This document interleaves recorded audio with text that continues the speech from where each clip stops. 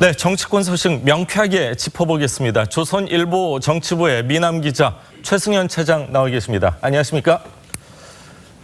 미남 기자라고 했는데 별로 반가워하시질 않는 것 같아요. 예, 약간 어색해서. 예, 평소에 많이 듣는 얘기인 것 같습니다. 아닙니다, 그렇지 않습니다. 자, 어제 일요일이죠.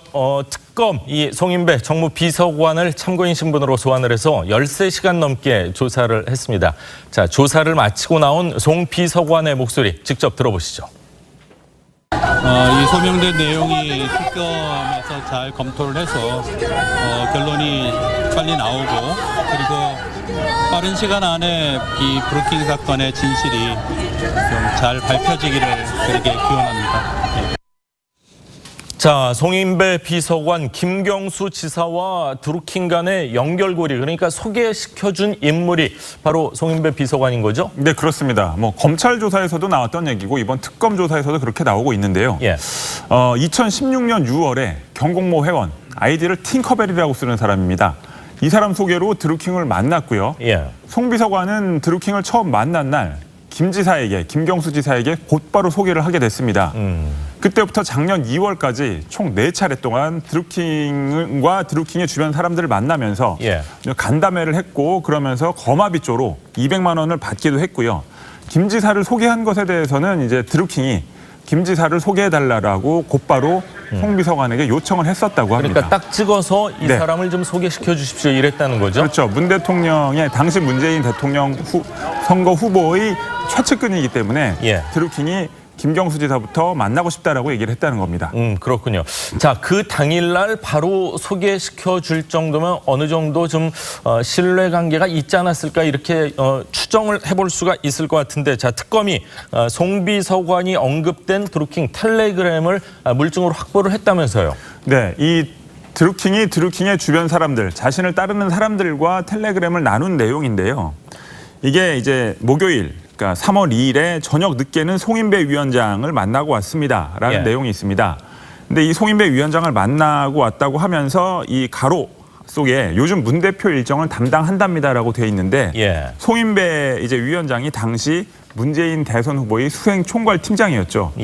그렇기 때문에 이런 표현이 들어가 있는 거고요. 그다음에 송인배를 통해서 아보카님, 이 아보카라는 아이디를 쓰는 분은 도모 변호사입니다. 그렇죠. 계속 논란이 되고 있는 이분을 법률 지원단에, 대선 후보 캠프의 법률 지원단에 추천하는 것으로 일단 말을 맞추고 왔다라고 했는데 법률 지원단에 정작 들어간 것은 도모 변호사가 아니라 또 한 명의 윤모 변호사였죠. 그렇군요.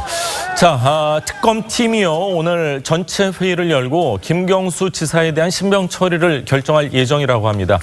두 번째 조사를 마치고 나온 김 지사의 목소리 다시 한번 들어보시죠. 특검이 원하는 만큼 원하는 모든 방법으로 조사에 협조하고 충실하게 소명했습니다. 이제는 특검이 어떤 정치적 고려도 없이 오직 진실에 입각해서 합리적이고 공정한 답을 내놓을 차례라고 생각합니다.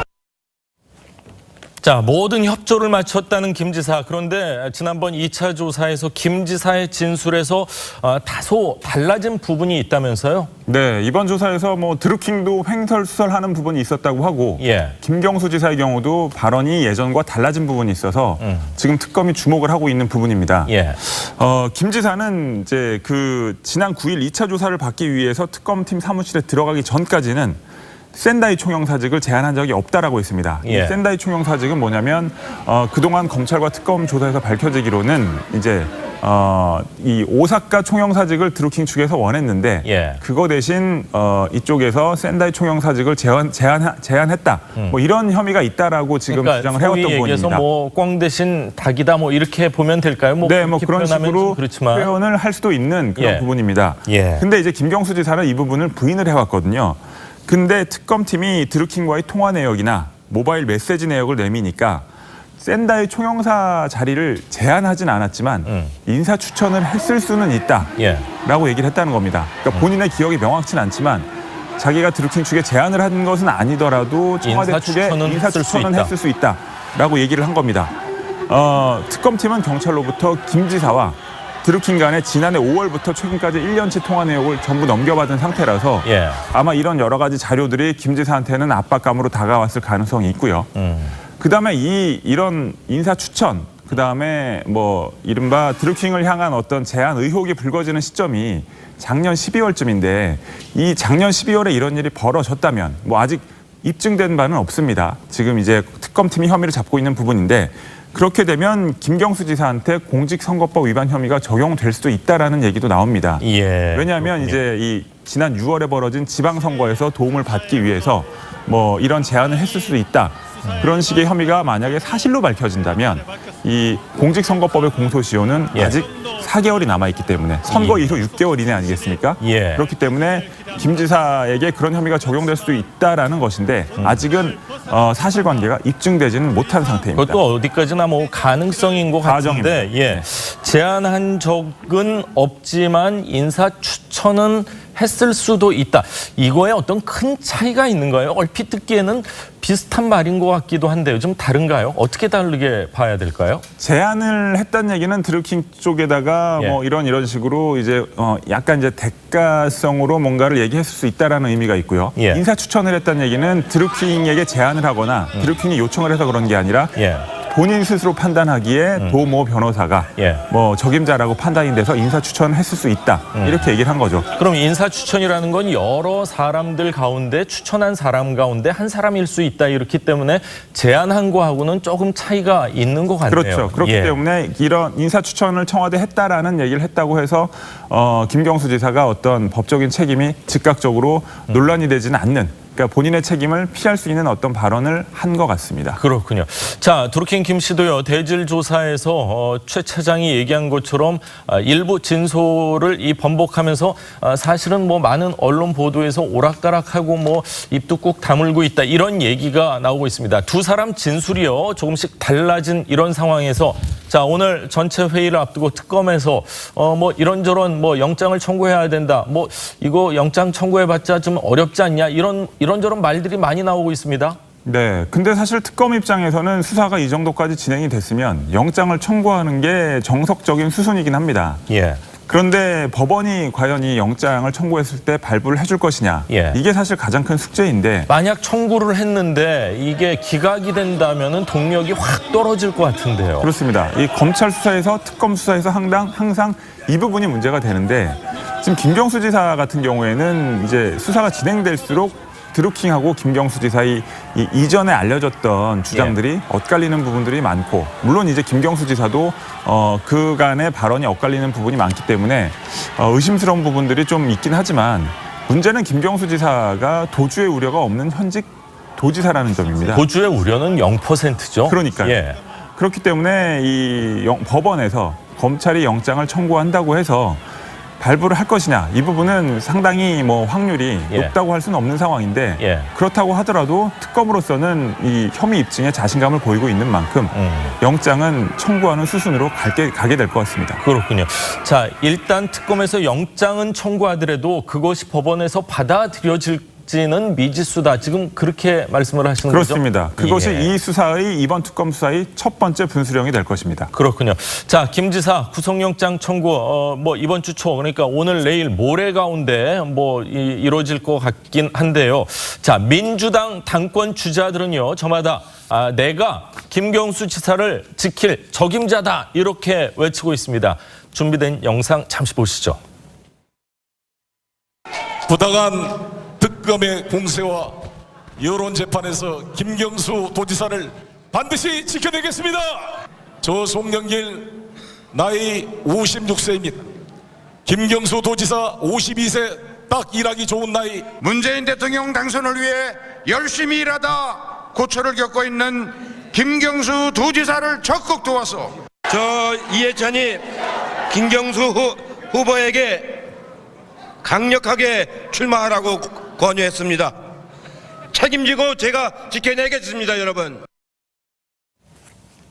자, 책임지고 지켜내겠습니다. 보통 우리가 이구동성이라는 얘기는 해도 삼구동성 지금 세 분이 다 똑같은 말씀을 하시는 것 같습니다. 그렇습니다. 근데 당권 주자고 그러면 특권 입장에선 부담을 안 가질 수가 없을 것 같은데 그럼요. 조금 도를 살짝 넘어간 거 아닌가 이런 비판도 일고 있네요. 저 부분은 확실히 부적절한 행동들이었다고 생각을 합니다. 예. 지금 특검 조사는 어쨌든 공정하고 중립적으로 이루어져야 되고 외부에 압박이 없어야 되는데 그렇죠. 저런 발언 자체가 일종의 압박, 특히 이제 여권의 가장 핵심적인 인물들이 저런 식으로 얘기를 하는 거는 압박이 될 수밖에 없고요. 뭐 저런 발언을 한 건 이제 경남에서 벌어진 당 대회였기 때문에 예. 그 지역의 도지사인 특히나 이번 정권 문재인 대통령의 최측근 중에 한 명인 김경수 지사를 감싸는 발언을 통해서 예. 친문 표심 잡기 경쟁을 한 것이라고 봐야 될 텐데요. 그럼에도 불구하고 저 행사 자체가 김경수 감싸기로 올인한 모양새가 된 것은 예. 상당히 부적절했다고 보이고요. 야당에서도 그래서 당연히 비판이 나왔습니다. 윤영석 한국당 수석 대변인은 김 지사가 살아있는 권력으로서 위세를 떨치고 있다. 민주당 지도부는 김 지사 감싸기 발언을 중단하라라고 비판을 했습니다. 예, 야당 입장에서는 뭐 당연히 낼 수밖에 없는 그 정도의 뭐 입장을 낸 것 같습니다. 자, 다음 이슈로 가보겠습니다. 민주당의 이 당권 레이스가 이제 중반전으로 접어들었습니다. 이해찬 후보의 이 발언 때문에 저희가 좀 전에 리포트에서도 잠시 전해드렸지만 후보들 간의 신경전이 가열되고 있습니다. 논란이 된 발언 먼저 들어보시죠. 지난 30년 동안 저는 당원 동지로부터 여러분으로부터 무한한 애정과 성원을 받았습니다. 전 30년 동안 국회의원 선거에서 한 번도 안 떨어졌습니다. 왜 떨어지죠? 농담입니다. 자, 부산 연설장에서 나온 발언인데 뒤에 청중들이 하하하 하고 웃으시니까 농담입니다. 근데 저 얘기 듣고 마음에 상처받을 사람이 저 포함해서 한두 명이 아닐 것 같거든요. 네. 하다못해 반장 선거에서 한번 떨어져 본 사람도 마음에 상처가 있는데 그렇죠. 국회의원 선거에서 왜 떨어지죠? 좀 그렇습니다. 농담이라고는 하지만 좀 경솔한 발언이었다는 생각은 들고요. 예. 특히나 지금 저 발언을 한 지역이 부산이었습니다. 그렇죠. 부산은 민주당의 수많은 후보들이 한두 번은 당연한 일이고 오거돈 시장이 몇 번 떨어졌나요? 한 8번, 7번 그럼요. 떨어지지 않았나요? 네, 3, 4번, 5번, 예. 그 이상 떨어진 분들도 많습니다. 그리고 나서 결국 지난 총선이나 지난 지방선거에서 맞습니다. 당선이 된 분들이 굉장히 많은 지역입니다. 예. 게다가 노무현 전 대통령이 그 지역에서 지역주의를 깨겠다면서 종로에서 이제 그럼요. 그 중간에 이제 낙마하시고 나서죠. 그렇죠. 예. 계속 떨어지면서도 선거에 도전했던 그 지역 아니겠습니까? 예. 그래서 이제 이해찬 의원이 저 발언을 농담처럼 했지만 저 발언을 좀 이제 약간 유쾌하지 못하게 받아들인 분들이 꽤 있었을 것이고 예. 물론 이제 당 대표 자리를 놓고 경쟁하고 있는 김진표 의원은 곧바로 반격을 했습니다. 예. 어떻게 반격을 했습니까? 페이스북에다가 예. 하필이면 노무현 대통령과 문재인 대통령의 고향 부산에서 그런 말씀을 하셨을까 싶었다. 노 대통령은 지역 감정을 깨기 위해 주위의 만류에도 불구하고 용기를 내서 부산에 출마했다가 여러 번 낙선했다. 그리고 95년 이후 23년 만에 그 꿈을 이룰 수 있었다. 예. 아까 말씀하신 오거돈 시장 얘기도 했습니다. 예. 23년 동안 오 시장을 비롯해 부산의 많은 동지들이 수많은 낙선의 경험, 그런 분들 앞에서 이런 말을 할 수는 없는 거 아니냐라고 비판을 했습니다. 그렇군요. 23년이라는 건 23년 동안 뭐 지방선거건 국회의원 선거건 꾸준히 나갔는데 한 번도 붙은 적이 없고 올해 처음으로 이제 당선된 그럼요. 거 아닙니까? 그렇죠. 그 부산에 가서 이런 얘기를 했다니까 사실 뭐 상식적으로는 납득이 잘 안 가는데 네. 자, 이에 반해서 이해찬 의원 또 반박하는 주장을 좀 내놨습니다.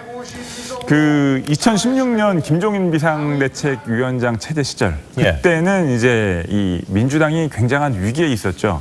그때 이해찬 의원이 공천을 못 받았습니다. 그렇죠. 김종인 위원장이 뭔가 당의 색깔을 바꾸겠다. 그다음에 친노의 수장으로서 이제 대국민 이미지가 당시에는 좋지 않았다라는 판단을 해서 이해찬 의원에게 공천을 주지 않았는데 예. 이제 그 얘기를 하면서 그렇게 공천을 못 받았는데도 나는 결국 당선이 돼서 돌아왔다.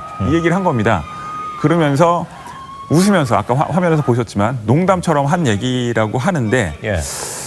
그런데 이제 김진표 후보가 이런 자신의 농담을 노무현 전 대통령까지 빗대서 비판을 하는 것은 예. 지나치다라고 반박을 해왔습니다. 그렇군요. 아니 그럼 나는 공천을 못 받아서 무소속으로 출마했음에도 불구하고 다시 돌아오지 않았냐. 네. 나한테 다시 한번 이 당권을 한번 주셔서 내가 한번 많은 사랑을 받는 민주당 만들겠다. 이 정도 얘기를 하면 좋을 텐데 30년 동안 한 번도 안 떨어졌는데 왜 떨어지죠? 이 얘기는 제가 한번 무소속으로 출마했다 떨어져 본 경험이 있어서 그런죠. 얘기를 들었을 때 굉장히 자존심이 상하고 우리가 소위 이제 팔뚝 누구 팔뚝 당신 팔뚝 굵어 뭐 이런 얘기 하는데 그렇게밖에 들리지 않을 수 있는 굉장히 좀 오만하게 느껴질 수도 있는 그런 발언 아닌가 하는 생각도 듭니다. 여러 가지 표현의 방식이 있을 텐데요.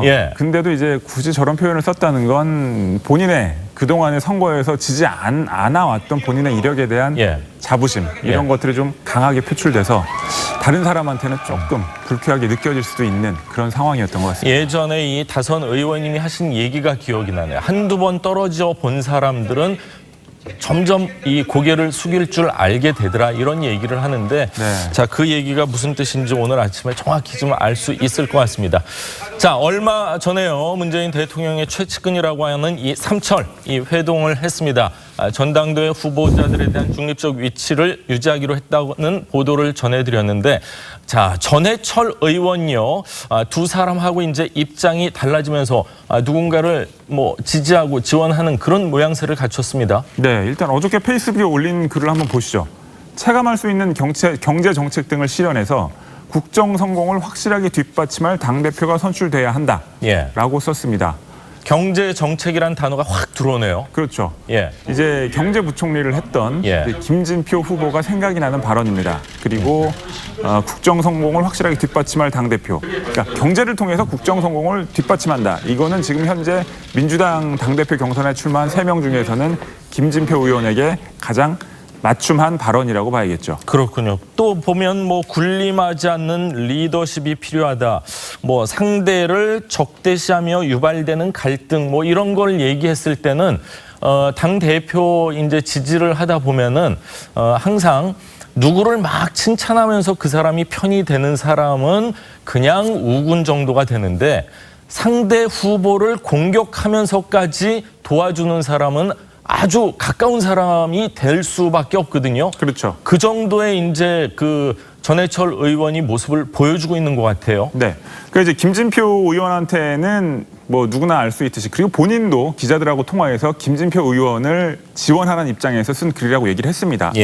그리고 아까 말씀하신 그 부분이 이 표현이었죠. 상대를 적대시하면서 유발되는 갈등은 성과 없이 여당과 문재인 정부를 공격하게 하는 빌미가 될 뿐이다. 야당의 공격을 가져오게 하는 빌미가 된다 이런 얘기를 했는데 이거는 뭐 누가 봐도 이해찬 의원을 겨냥한 말이라고 봐야겠죠. 뭐 30년 동안 한 번도 안 떨어져 봤네요. 이거 역시 뭐 갈등을 유발할 수 있는 소지가 있는 그런 발언 아닌가요? 저는 그렇게 물론 들리는데요. 이제 그것은 야당보다는 이제 뭐 이 정치인들 전반에 대한 이제 저 진행자님처럼 좀 떨어져 본 경험이 있는 정치인들 전반에 대한 반발이 나올 수 있는 떨어져 표현이고요. 본 사람만 알 수 있습니다. 이거는. 그렇죠.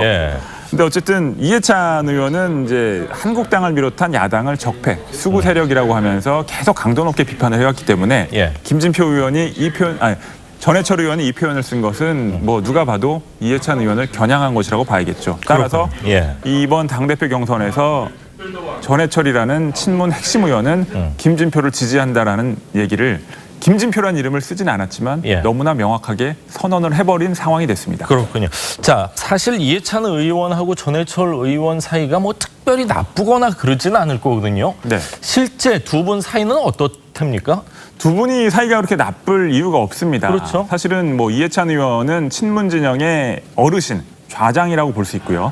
친노 친문의 좌장이죠, 어르신. 그다음에 전해철 의원을 비유하자면 친문 진영의 국회에서의 가장 중요한 사람이고 일종의 돌격대장 같은 역할이라고 볼 수 있습니다. 근데 이제 이 전해철 의원 같은 경우에는 이제 이해찬 의원이 좀 성격이 강한 편이라면 전해철 의원은 성격이 다소 부드러운 편이고 그다음에 김진표 의원하고 성품상으로는 오히려 좀 비슷한 부분이 많아요. 아, 그래요? 그리고 가장 중요한 게 사실은 지난번 지방선거 경기도지사 당내 경선에서 김진표 의원이 전해철 의원을 많이 도왔습니다.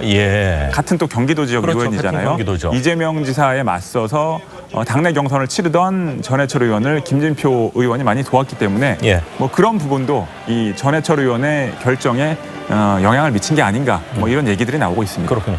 김진표 후보 입장에서는 전해철 의원이 이렇게 옆에서 지원 사격을 해주면 굉장히 좀 기분이 좋을 것 같습니다. 친문 진영의 전체적인 이 표심이다 뭐 이렇게 홍보할 수도 있을 것 같고요. 사실은 지금 민주당 당대표 경선 과정이 일종의 이해찬 대세론 비슷하게 흘러가는 상황이었거든요. 그런데 김진표 의원이 그러니까 친문 진영에서도 이해찬 의원에 대한 관심이 더 높았어요. 김진표 의원이나 송영길 의원보다. 그런데 이제 친문 진영에서도 이 국회에서는 가장 핵심이 되는 인사가 김진표 의원을 공개적으로 지지하고 나섰기 때문에 김진표 의원으로서는 다시 한번 좀 희망을 가질 수 있는 계기가 된 것 같습니다. 그래서 그런지 뭐 여론조사 이 당원 당규에 따라서 전당대회 여론조사하면은 오차 범위 안에 내가 접전을 벌이고 있다 뭐 이런 이야기까지 직접 하는 것 같습니다. 자, 다음 이슈로 가보겠습니다. 한국당의 김병준 비대위원장이요 유튜브 정치로 국민과의 소통에 나섰습니다. 먼저 영상 보시죠. 안녕하십니까. 자유한국당 비상대책위원회 위원장 김병준입니다.